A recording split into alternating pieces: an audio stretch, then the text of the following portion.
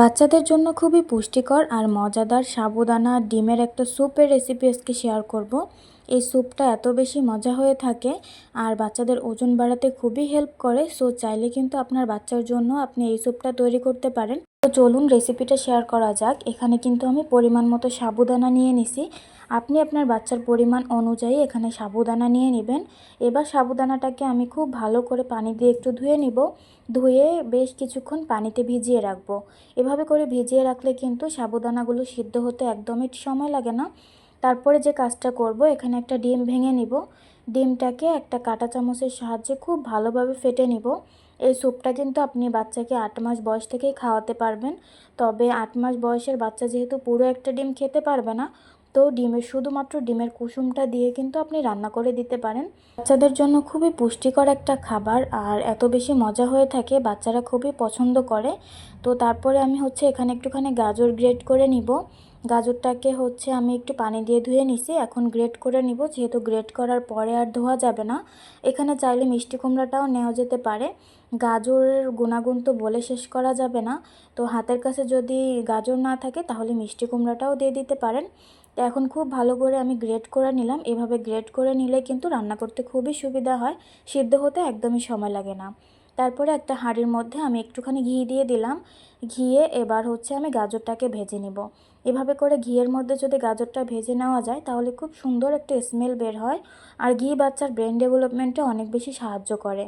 So এখানে কিন্তু আমি এখন পরিমাণ মতো একটু পানি দিয়ে দিব। বেশ কিছুটা পরিমাণ পানি দিব যাতে গাজরটাও সিদ্ধ হয়ে যায় আর সাবুটাও সিদ্ধ হয়ে যায়।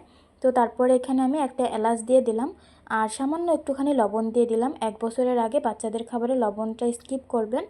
তো তারপরে ভালোভাবে নেড়ে চেড়ে যখন একটু বলক বলক চলে আসবে, তখন আমি ভিজিয়ে রাখা সাবুদানাগুলো দিয়ে দিব। সাবুদানাগুলো যেহেতু ভেজানো ছিল, সিদ্ধ হতে কিন্তু একদমই সময় লাগবে না। এবার ভালোভাবে নেড়ে চেড়ে কিন্তু আমি রান্না করে নিব। এই খাবারটি রান্না করতে একদমই সময় লাগে না, তবে এই খাবারটা কিন্তু পুষ্টিগুণে ভরপুর। বাচ্চাদেরকে এই খাবারটা 8 মাস বয়স থেকেই খাওয়াতে পারবেন। তবে ডিমের কুসুমটা দিয়ে আগে শুরু করবেন, তারপরে ডিমের সাদা অংশটা দিবেন, কারণ ডিমের সাদা অংশটা কিন্তু সব বাচ্চাদের হজম হয় না।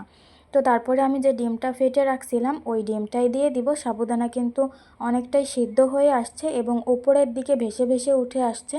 এই পর্যায়ে ডিমটাকে অ্যাড করে দিতে হবে।